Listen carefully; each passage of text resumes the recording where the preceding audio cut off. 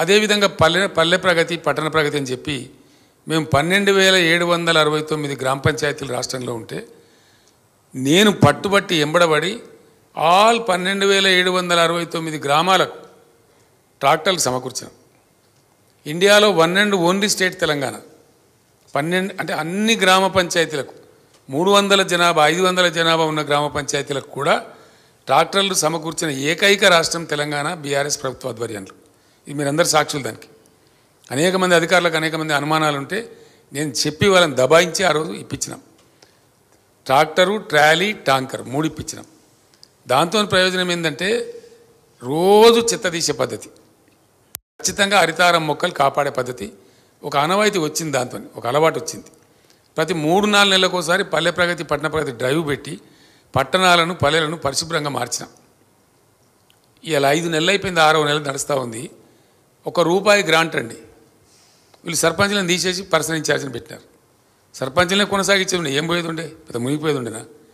వాళ్ళు కొనసాగితే కొంత మంచిగా చూడడం ఏడుదురు అని వాళ్ళని తీసేసి పర్సనల్ ఇన్ఛార్జిని పెట్టి ఒక్కటంటే ₹1 కూడా విడుదల చేస్తలేరండి. పాత బకాయిలకు విడుదల చేస్తలేరు, కొత్త ఇస్తలేరు. తద్వారా ఏమైంది, ఆ ట్రాక్టర్లు నడిచిన డీజిల్ బిల్లులు పేరుకపోయి ఉన్నాయి. ఆ పంపువాడు డీజిల్ వేయమంటే పోస్తలేడు. దాంతో ట్రాక్టర్లు నిలిచిపోయినాయి, చాలా గ్రామాలలో నిలిచిపోయినాయి.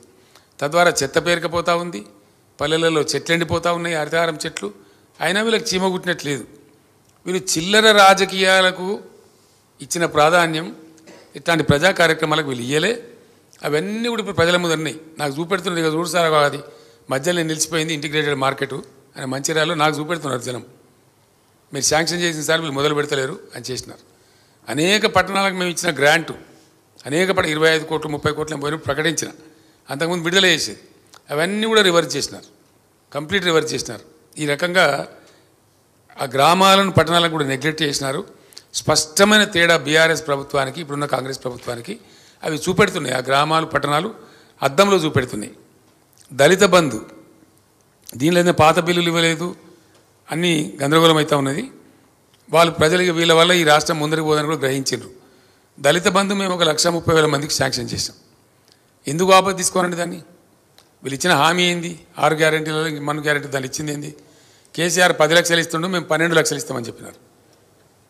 ఆ 12 లక్షలు మాట దేవుడు ఎరుగు నువ్వు ఇవ్వకున్నా మంచిదే, కానీ ఆ ఇచ్చిన 10 లక్షలు మేము రిలీజ్ చేసిన ఫండ్స్ కలెక్టర్ల దగ్గర పోయి జమ అయి ఉంటే వాటిని ఫ్రీజ్ చేసిందండి. ఫ్రీజ్ చేయడమే కాదు, రాష్ట్ర ప్రభుత్వం వెనక్కి తెప్పించుకున్నది కలెక్టర్లను దబాయించి. దాని మీద చెప్తలేదు.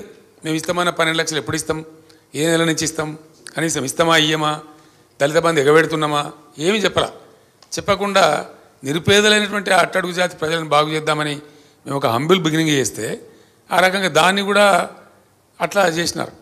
అంటే అది కూడా పెద్ద కోపానికి దళిత వర్గాలలో కోపానికి కారణమవుతున్నది.